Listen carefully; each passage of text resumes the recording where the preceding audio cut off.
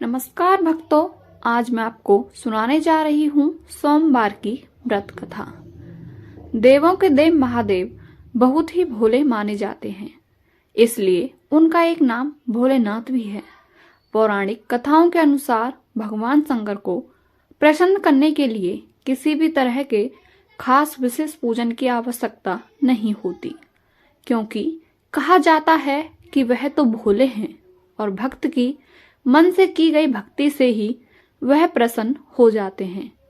अगर आप भी शिव की भक्ति और कृपा पाने के लिए सावन के सोमवार का व्रत करते हैं तो इस कथा से भोलेनाथ को प्रसन्न कर सकते हैं। एक बार एक नगर में एक साहूकार था। उसके घर में धन की कमी नहीं थी, लेकिन कोई संतान न होने के कारण वह बहुत दुखी था। संतान प्राप्ति के लिए वह हर सोमवार को व्रत रखता था और पूरी श्रद्धा के साथ शिव मंदिर जाकर भगवान शिव और माता पार्वती की पूजा करता था। उसकी भक्ति देखकर एक दिन मां पार्वती प्रसन्न होकर भगवान शिव से साहूकार की मनोकामना पूर्ण करने का निवेदन किया। पार्वती जी के आग्रह पर भगवान शिव ने कहा कि हे पार्वती, इस संसार में हर प्राणी को उसके कर्मों का फल मिलता है और उसके भाग्य में जो हो उसे भोगना ही पड़ता है।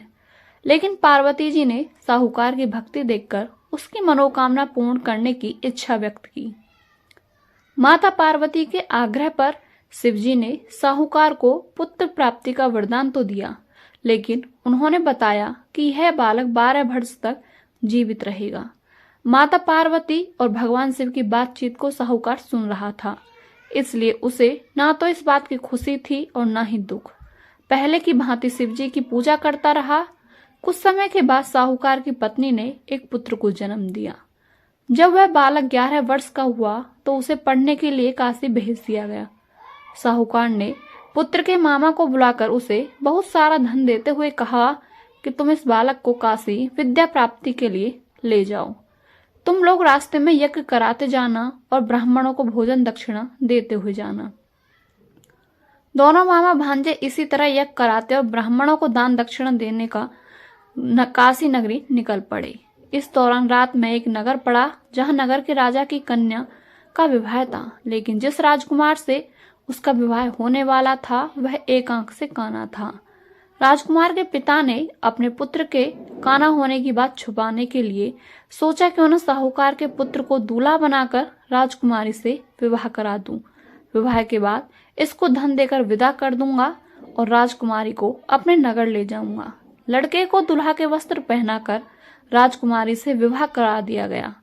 साहूकार का पुत्र ईमानदार था, उसे यह बात सही नहीं लगी, इसलिए उसने अवसर पाकर राजकुमारी के दुपट्टे पर लिखा कि तुम्हारा विवाह तो मेरे साथ हुआ है, लेकिन जिस राजकुमार के संग तुम्हें भेजा जाएगा वह एक आंख से काना है।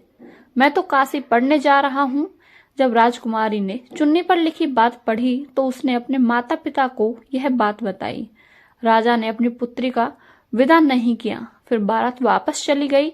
दूसरी ओर साहूकार का लड़का और उसका मामा काशी पहुंचे और वहां जाकर उन्होंने यज्ञ किया। जिस दिन लड़का 12 साल का हुआ उस दिन भी यज्ञ का आयोजन था। लड़के ने अपने मामा से कहा कि मेरी तबीयत कुछ ठीक नहीं है। मामा ने कहा कि तुम अंदर जाकर आराम कर लो। शिवजी के वरदान अनुसार देर में उस बालक के प्राण निकल गए। मृत भांजे को देख उसके मामा ने विलाप करना शुरू किया। संयोगवश उसी समय शिवजी और माता पार्वती उधर से जा रहे थे। पार्वती माता ने भी भोलेनाथ से कहा, स्वामी, इसको रोने के स्वर सहन नहीं हो रहा, आप इस व्यक्ति के कष्ट को अवश्य दूर करें। जब शिवजी मृत बालक के समीप गए तो वह बोले कि यह उसी साहूकार का पुत्र है जिसे मैंने 12 वर्ष की आयु का वरदान दिया था। अब इसकी आयु पूरी हो चुकी है। लेकिन मृत भाव से विभोर माता पार्वती ने कहा कि हे महादेव, आप इस बालक को और आयु देने की कृपा करें, अन्यथा इसके वियोग में इसके माता पिता भी तड़प तड़प कर मर जाएंगे। माता पार्वती के पुनः आग्रह पर भगवान शिव ने उस लड़के को जीवित होने का वरदान दिया। शिवजी की कृपा से वह लड़का जीवित हो गया। शिक्षा पूरी करके लड़का मामा के साथ अपने नगर की ओर वापस चल दिया। दोनों चलते हुए उसी नगरी में पहुंचे जहां उसका विवाह हुआ था। उस नगर में भी उन्होंने यज्ञ का आयोजन किया। उस लड़के के ससुर ने उसे पहचान लिया और महल में ले जाकर उसकी खातिरदारी की और अपनी पुत्री को विदा किया। इधर साहूकार और उसकी पत्नी भूखे प्यासे रहकर बेटे की प्रतीक्षा कर रहे थे।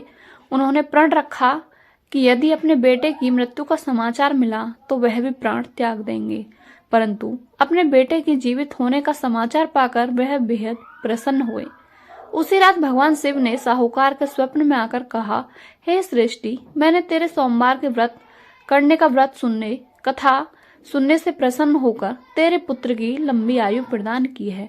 इस प्रकार जो भी सोमवार का व्रत करेगा तथा कथा सुनता है तथा पढ़ता है, उसके सभी दुख दूर हो जाएंगे और उसकी सारी मनोकामनाएं पूर्ण होती हैं।